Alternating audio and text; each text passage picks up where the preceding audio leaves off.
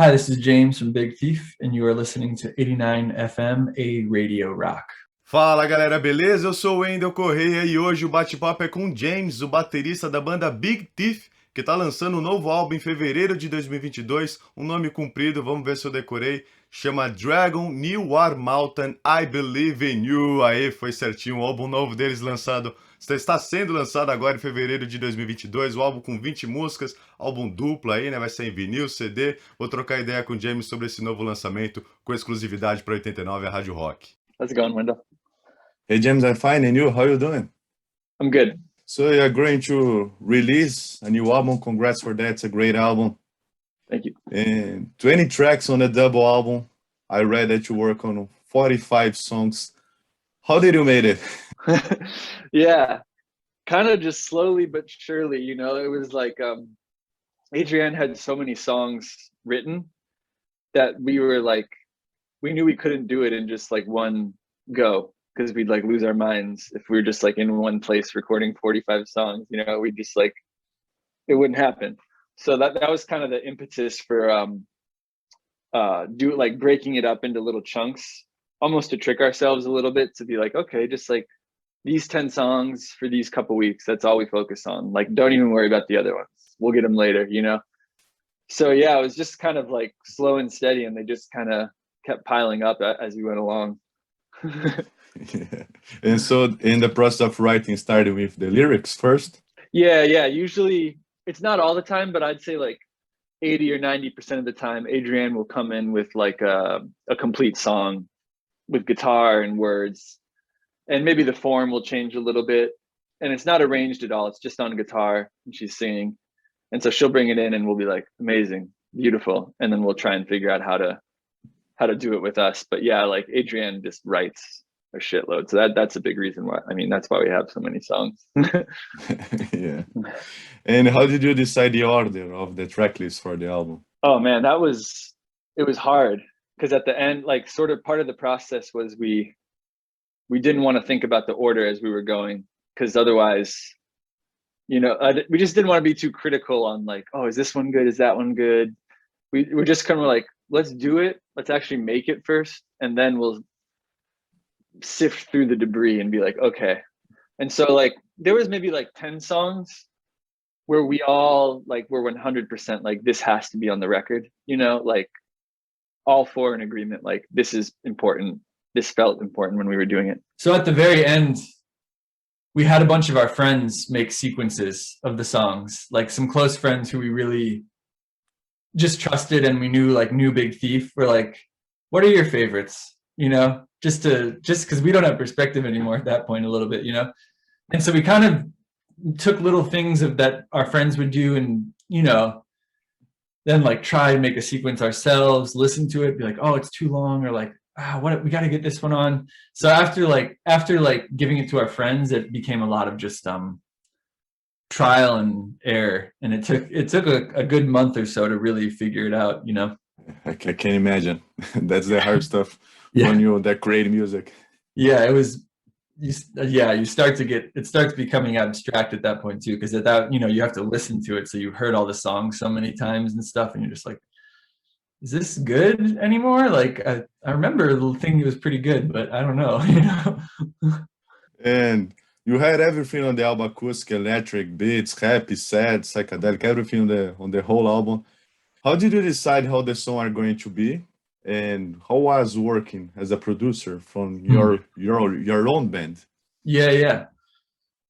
I mean, I think it was sort of, we knew we kind of wanted to expand a little bit and just give ourselves room to try things that weren't just like the first Big Thiefy thought, you know, just to be like, well, what if we tried a different way, or what if we like overdub a bit more, or just like, or what if it's like bombastic, or like, you know, just giving ourselves room to be like, it can be more than just the four of us captured naturally. And that could mean like anything though. So it was kind of a lot of just experimenting, honestly, and kind of going back to our guts of like what felt like it was working and felt like us, and what felt like maybe, oh, like it was a good try, but that's not really, you know, it's cool we did it, but that doesn't really sound like us.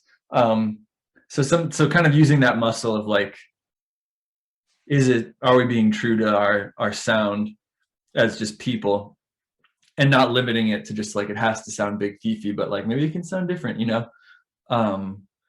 So yeah, and then everyone was just open to whatever, you know? So that was a big part of it too, is we came into it pretty open, being like, this album can sound any way we want. Let's not worry about it, you know? And it was your first time as a producer, or have you tried it before? I've done some production for other bands, you know, but not a whole lot. Like a lot, mostly I'm like, you know, I've done a lot of like co-producing where you're like, or just been the main person in a band producing kind of thing, but like the technical like producer or whatever, only a handful of times. Like I produced a lot of Megabog, the band Megabog stuff, and a few other things. But yeah, I just sort of, I had a bunch of ideas of how I thought the sessions could go, and I knew the band so well at this point and knew what kind of worked for people and didn't, that eventually I was just kind of thinking like, maybe it seems like all my ideas are just like production ideas, you know, like maybe I should just produce it and see what they think. It's great, man. It's a great experience. And yeah. How was recording in 4 different cities? That right? Arizona, Colorado, New York, and LA.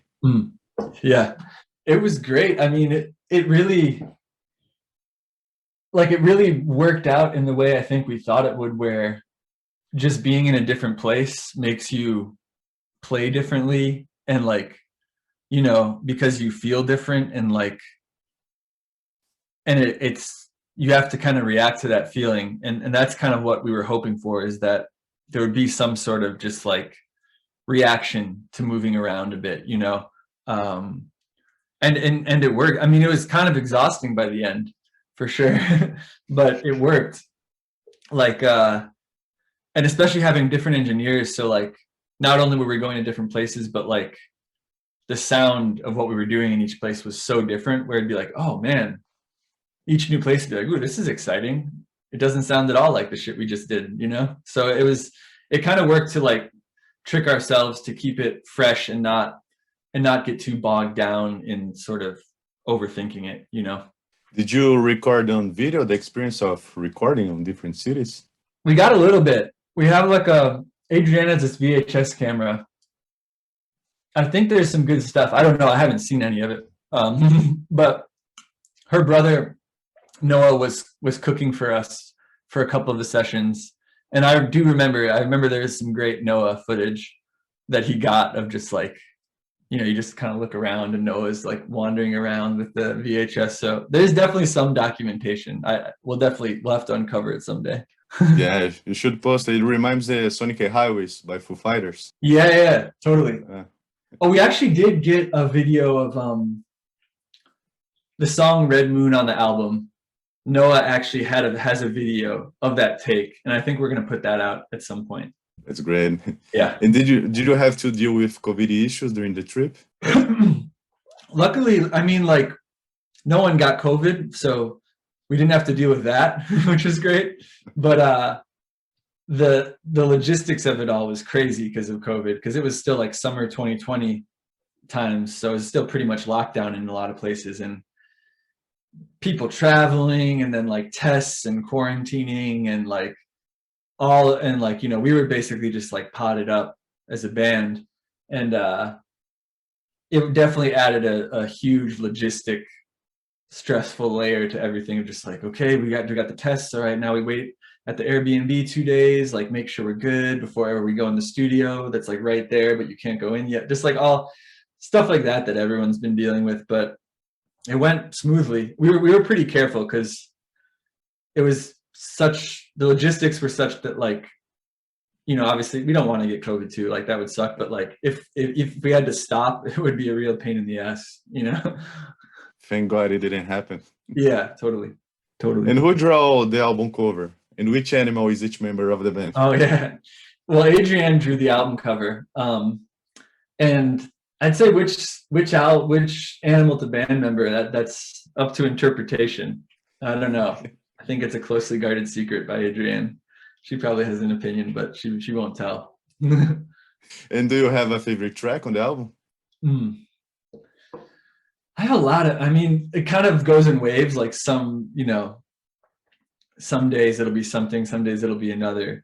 And like I have probably like 10 favorites, but there's some like, I do really love Wake Me Up to Drive. I feel like that's the, like, it's not like my favorite Big Thief song ever or anything, but like something about that recording is like, does that song way more justice than we could ever do it any other way. Like, I don't think we could ever get a version that's that good and like kind of carefree and sort of loose. So I'm like really proud of that, just weird, loose recording of that. But I mean, there's so many ones that are my faves. Yeah, there's a lot. Is the song that you use a drum machine? Is that right? Yeah. Mm-hmm. And what means the song "Dragon You Are Mountain I Believe You"? Why did you decide to name the album as that? Yeah, I think it means a lot of things. Like Adrian had the song before the record, and even before we started recording and like before COVID and everything, we knew that was going to be the name of the record. We were just like, that's a record name. And it kind of influenced, I think, what we chose to put on the record too, just having the name, you know, which was, I've never had that before. It's always like this last minute scramble to think of a name, and it sucks. And everyone's like, you can't think of anything that feels right. You know what I mean? And this is like one of the few records I've done where it's like, oh, there's already a name. You can already call it something. You're not calling it like LP4 or whatever like that, you know? So I think it influenced it in a weird way, just the sort of poetry of it, of like, kind of about suspending disbelief for a little bit and like returning to some sort of more childlike state where like magic could really be real, and sort of trying to bring that energy into the music and not have it be, you know, so bogged down in like the way we think now, and just like scheduling and like shit to do, and like, you know, just like all this, like just trying to get back to that sort of childlike spirit. That's a big part of what it means to me. It's the song that really got my attention when I first heard the whole album. Yeah. And then I thought, oh, I think that's why it's the name of the album as well. Yeah, totally. Like it's a strong song too. Like we just knew from the beginning, it's like that song feels like things should be built around that one. You know what I mean? Yeah. Take my mind to another place. Yeah, awesome. I'm glad. And there is amazing backing vocals, man and woman on the tracks. Who sang the backing vocals? Yeah, I think it's pretty much all of us, I think. You know, different people in different spots, but Buck sings a lot on it. I sing a fair amount on it. We had our friend Max sings on a couple of them too. So it's different track to track. I'd say probably Buck the most maybe, but our friend Matt Davidson, who plays the fiddle and like on some of the like more country kind of songs, he was with us for a session and he sang a lot too. And he has some beautiful harmonies. So we tried I mean, just sort of, we didn't even try, it just sort of happened naturally there's more, I think, more background singing on this than ever before. It's just fun. It feels good. And we're all getting more confident as singers too, you know, as we play more live. And what is the fun noise during the song Spud Infinity? What's that? Is that some kind of fun noise during the song Spud Infinity? Like pow, pow during all the song? Oh yeah, that's what was that? That's Adrian's brother Noah plays the jaw harp. It's like you put it in your mouth and it's like one one, and he's always played it since I've known him. And so the day we were recording that, we were like, let's go get Noah in here, like. And so Noah, we just like put up a mic real quick, and Noah, you know, played the goofy jaw harp. That's interesting. Yeah. So it just happened like naturally. We're just like, we should get Noah on this one. Like he's right over there. He loves his jaw harp, you know. And the songs fits pretty well in movies or series. I can imagine it. Are you a big fan of series and movies? Mm-hmm. Yeah, totally. And yeah, it's like, you mean like sort of like the sequencing of the album, like the flow of it and that sort of thing? Yeah, I can imagine on a scene, on any series or movie, right? Big Thief song playing. You know? Totally. I think a good song kind of does that in some ways, you know, like regardless of genre or anything, there's certain, or not a good song, but like some songs have this like image quality to them. And I'm not sure what it is, but there's certain music I listen to where I'm like, you know, when you're listening in headphones, like walking around, you feel like you're in a movie, you know, and sometimes you're just listening to something and like, you feel like you're at the show of it or something. But then sometimes you're like, wait, I'm like walking in a movie. And I don't know what that quality is. It's mysterious because it could be any kind of music, I think, you know. Yeah, that's great. Because there are some musicians that watch movies and then write some songs. So I feel maybe they do that too. Yeah. No, we don't do that, but you know, there's so much imagery in it too. But yeah, I've been at sessions where people are watching a movie silently on the background the whole time, just to like see an image and kind of feel something, you know. And you are going on tour soon. What do you miss the most about touring? Oh man, I mean, it seems simple, but like, I do really miss the actual like I love the travel and seeing friends from all over the country, and now sort of all over the world, like making friends around the world, which is really cool. But the actual show part, I think, is what I miss most. Like because there's so much other shit on tour, the traveling and like day-to-day stuff. But like playing music for people, like I feel like it makes, like when you're working on a record for so long, it starts to become kind of abstract what you even do, because you're thinking about like the vibe and like the snare drum sound and like the EQ. You're just thinking about all this like minutia, like specific stuff about music. And then you play a show, like we played a couple shows a few months ago, and for the first time since the pandemic, and it was just like, oh yeah, like it's actually pretty simple. Like we play music for people and they seem to like it. You know, it's like, it like makes it feel like you're just like, oh yeah, I'm like a musician. I play music and people, you know, it's not complicated. It's not like this crazy like record making thing. That's like a part of it, but like the actual just like music, people, live is like pretty essential, I think, you know. And when can we expect you guys in Brazil? Man, I hope as soon as possible. I think we're trying to do something this year. We'll see. Yeah, we were trying to do something in 2020 when COVID was happening. Like it was coming together, I think, for like the fall, and then obviously, you know, that didn't happen. But I really want to go, man. Brazil, like there's like a few places in the world where I'm like, man, if music could take me there, that would be amazing. It's like Japan, Brazil, you know, like those are just like meccas of music and like culture for me. I really want to go. So it'll happen for sure, but not quite sure when. Yeah, I'm hoping. We know how to party here. Yeah. It sounds like it on the records. Thanks so much, James. Appreciate it. Yeah, Nice time to film, man. appreciate your time. Looking forward to see you in Brazil one day, man. Yeah. 89, a Rádio Rock.